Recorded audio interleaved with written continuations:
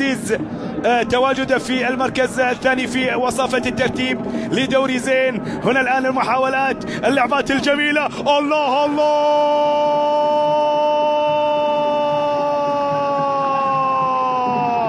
لامي لامي لامي لامي يسجل أول أهداف. كاظمة يتقدم، السفير يتقدم بأول الأهداف.